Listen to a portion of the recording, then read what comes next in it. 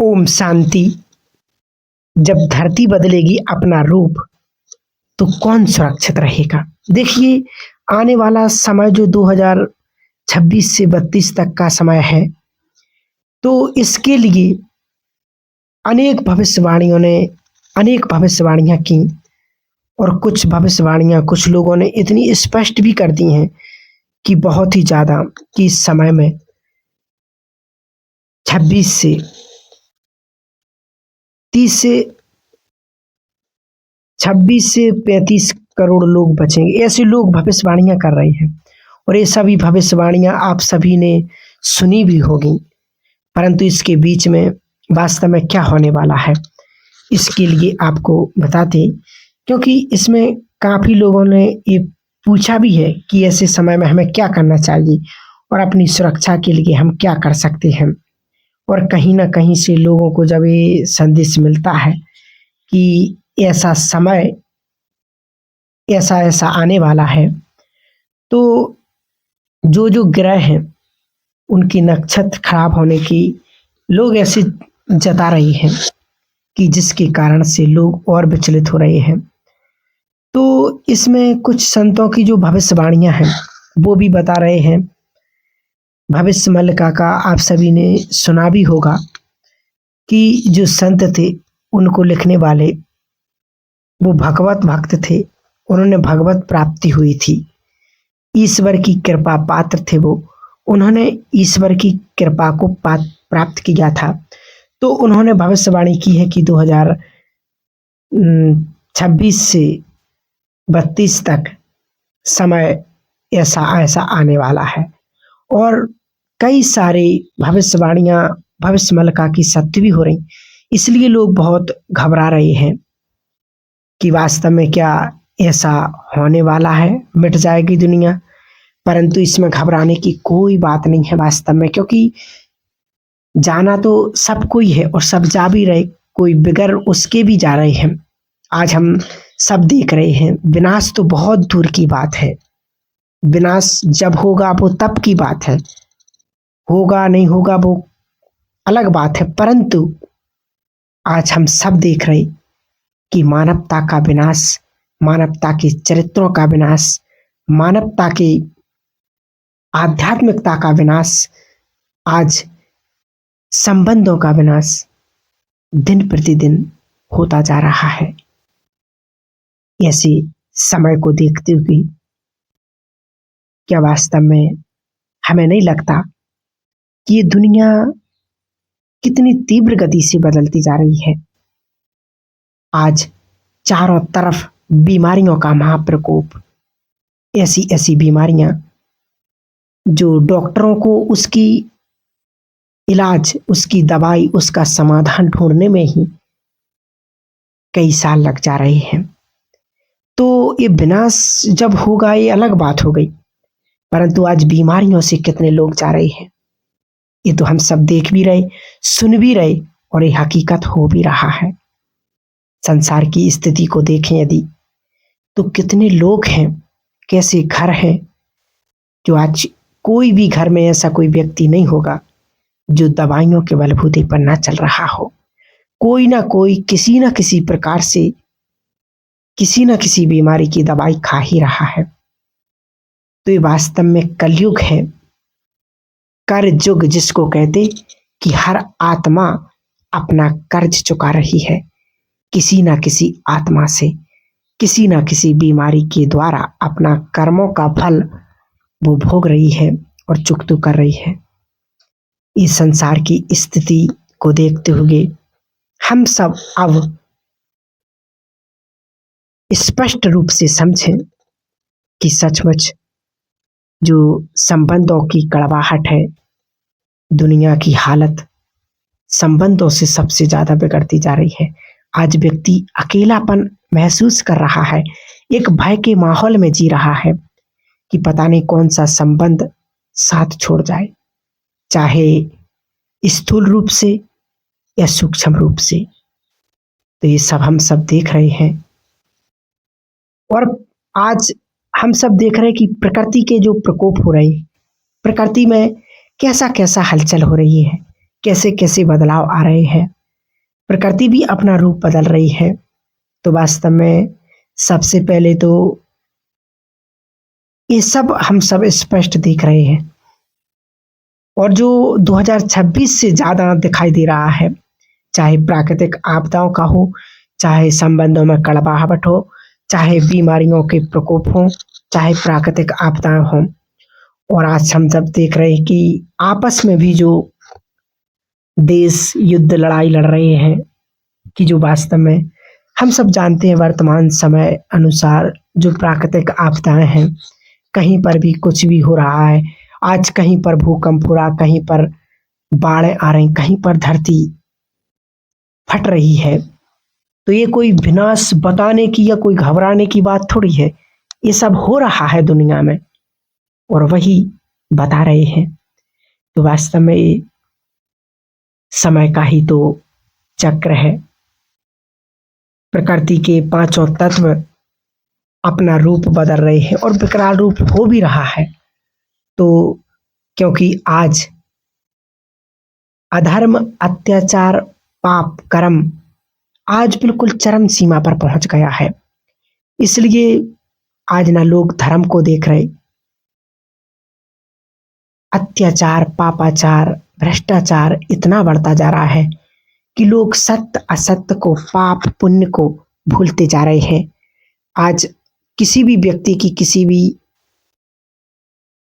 जगह पर या किसी भी स्थान पर उसकी यदि नौकरी लगी हुई है, ड्यूटी पर है अपने अपने, तो आज व्यक्ति वास्तव में अपनी ड्यूटी को, अपने किरदार को ईमानदारी से निभा ही नहीं रहा है। आज हर तरफ देखें तो रिश्वत का बाजार लगा हुआ है। व्यक्ति पाप पुण्य कर्म ही भूल चुका है। वो ये नहीं देख रहा कि वास्तव में यदि ये हम जो कर्म कर रहे, ये हमारे सामने आने वाला है। ये प्रत्यक्ष रूप से आज तो कलयुग की ये स्थिति है कि आज व्यक्ति अभी कर रहा है और अभी का अभी मिल रहा है। तो सारी चीजों को दुनिया में लोग भूलते जा रहे हैं। आज सरकार, हमारी जो सरकार है, आज हर सरकारी व्यक्ति को एक उसकी हैसियत के अनुसार वास्तव में तनख्वाह दे रही कि उसका परिवार चल सके, दे रही है। परंतु फिर भी मनुष्य की मनोवृत्ति इतनी दयनीय स्थिति हो चुकी है कि लोगों को उस पैसे से अपना जीवन व्यतीत नहीं कर रहे हैं, परंतु लोगों से और खा रहे हैं, गरीबों का खा रहे। तो सोचो, जो गरीबों की हाय है, जो बद्दुआ है, कहते नहीं कि बद्दुआ वो काम कर जाती है और दुआ भी वो काम कर जाती है जो व्यक्ति को यदि किसी भी क्षेत्र में सफलता न मिल रही और यदि उसके पास दुआ है तो वो बहुत बड़े मुकाम पर पहुंच जाता है।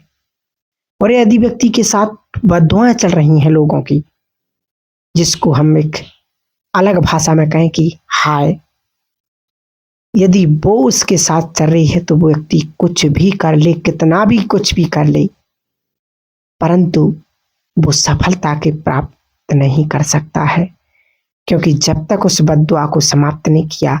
और आज यही दुनिया में हो रहा है कि लोग बद्दुआएं ज्यादा इकट्ठी कर रहे हैं।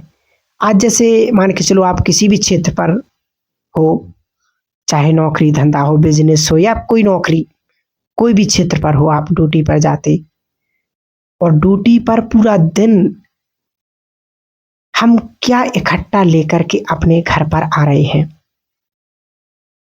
या पूरे दिन की नौकरी का जो जितना भी मिलता है वो पैसे लेकर के आ रहे, या फिर अपने घर में लोगों की बद्दुआएं हाय लेकर के आ रहे हैं। ये बहुत गहरी और सोचने की बात है। इसलिए विशेष सभी को यही सावधानी है, अपने आप को बदलें, अपनी सोच को बदलें, अपने संस्कारों को बदलें। जितना हमें भगवान दे रहा है या जितना हमें तनख्वाह मिल रही है, यदि उसमें हम संतुष्ट नहीं तो हमसे बड़ा दुर्भाग्यशाली फिर और दुनिया में कोई नहीं। इसलिए इन सारे कर्मों के हिसाब किताब को जरूर देखें। कर्मों की बहुत गुही गति है। यदि आपने किसी के भी साथ भी कुछ भी अगर गलत किया तो 100% वो वापस आएगा। और आज हम सब देख रहे हैं कि ये आ भी रहा है। आज चाहे बीमारियां हो, लोगों में इतना भय टेंशन हो, चाहे परिवार में तनाव हो, झगड़ा हो, पति पत्नियों में आपस में जो मनमुटाव चल रहा है, इतने डिवोर्स हो रही है। आज संसार की स्थिति में तो इतनी दयनीय हो चुकी है कि लोगों के संबंध आपस में नहीं बन रहे हैं। तो ये वास्तव में बहुत कर्मों की विगति है कि हमने किसी न किसी के साथ और किसी न किसी जन्म में उसके साथ ऐसा किया था, इसलिए वो आज हमारे साथ ऐसा कर रहे हैं। ये कर्मों की विगति है। इसलिए विशेष अब अपने कर्मों पर ध्यान देंगे और अपने जीवन को बहुत सुंदर श्रेष्ठ बनाएंगे, अपने पुरुषार्थ को बहुत तीव्र बनाएंगे। भगवान जो हमसे कह रहा है, बाबा के बच्चे विशेष तो ऐसा नहीं करते, परंतु फिर भी सभी को यही विशेष इशारा, यही सावधानी कि हमें अब किसी से कुछ भी ऐसा कर्म इकट्ठा नहीं करना है जो हमारे सामने आए। तो वास्तव में ये समय की पुकार समझो, समय की मांग समझो, या समय का इशारा समझो, क्योंकि इस सृष्टि की वास्तव में सफाई तो होना ही है। ऐसा होना जरूरी क्यों है? क्योंकि जब जब अधर्म बढ़ता है, जब जब पाप कर्म बढ़ता है, तो उस पाप का नाश करना बहुत जरूरी होता है और सृष्टि की सफाई होना बहुत जरूरी होती है। आज हम सभी शास्त्रों के अनुसार यदि देखा जाए तो जब जब रावण का अत्याचार बढ़ा तो भगवान को कहीं ना कहीं श्री राम के रूप में जन्म लेना ही पड़ा, और जब कंस का अत्याचार बढ़ा तो श्री कृष्ण को रूप में उन्हें आना ही पड़ा। जब हिरण्यकश्यप का अत्याचार बढ़ा तो उनको नरसिंह के रूप में आना ही पड़ा। यानी कि जब जब अधर्म की धर्मों पर अत्याचार हुआ तो कहीं ना कहीं भगवान को अवतार लेना ही पड़ा और पापियों का नाश किया। तो जब एक अधर्मी का अत्याचार बढ़ता है तो भगवान आते हैं उसका नाश करने के लिए। और इस सृष्टि पर आज ऐसे कितने अत्याचार पाप कर्म बढ़ते जा रहे हैं, जो रावण से बुरे कर्म होते जा रहे हैं, कंस से भी बुरे कर्म करते जा रहे हैं। ऐसे ऐसे पापी इस सृष्टि पर दुनिया में हो चुके हैं। इसलिए भगवान को इस सृष्टि पर आकर के ही इसकी सफाई और इसकी अत्याचारियों का नाश करने के लिए बहुत जरूरी हो गया है। और आज उसके फलस्वरूप भी लोग दंड भी भोग रहे हैं। आज यहाँ पर कष्ट भी मिल रहा है, वो भी हम सब सारी चीजें देख रहे हैं। क्योंकि आज जो काम रावण ने किया, जो कंस ने नहीं किया, जो कौरवों ने किया, जो काम हिरण्यकश्यप ने नहीं किया, वो आज यहाँ के लोग कर रहे हैं। इसलिए उन सभी का अत्याचार बढ़ रहा है। तो निश्चित है कि दुनिया बदलना तो निश्चित ही है। आज हम सब इतने केस देख रहे हैं कि जो रावण कंस कौरव ने नहीं किए, वो राक्षस थे, फिर भी उन्होंने ऐसी बहन बेटियों के साथ गलत नहीं किया है।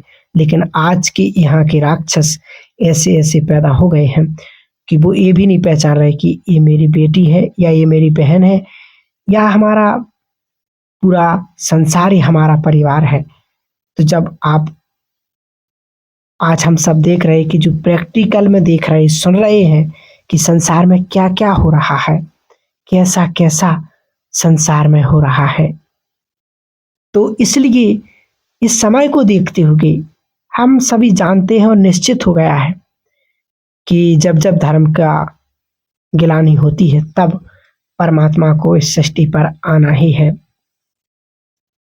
तो जो दुनिया में लोग भविष्यवाणियां कर रहे हैं कि भाई 2026 से 2032 तक ऐसा ऐसा होने वाला है, तो वो तो बहुत दूर की बात है। परंतु आज की ये स्थिति ऐसी हो चुकी है कि इस स्थिति को, इस दयनीय स्थिति को देखते हुए ऐसा लग रहा है कि सचमुच दुनिया की अब स्थिति क्या होने वाली है। तो अब समय यही चाहता है कि हम सभी अब श्रेष्ठ कर्म करें, पुण्य कर्म करें, अपने जीवन को सुंदर बनाएं। यही भगवान हमसे चाहता है। ये भय की और डरने की कोई बात नहीं, क्योंकि ये तो दुनिया में देख ही रहे हैं। इसलिए अपने पुरुषार्थ को सुंदर श्रेष्ठ बनाने की बहुत बहुत आवश्यकता है। ठीक है, ओम शांति।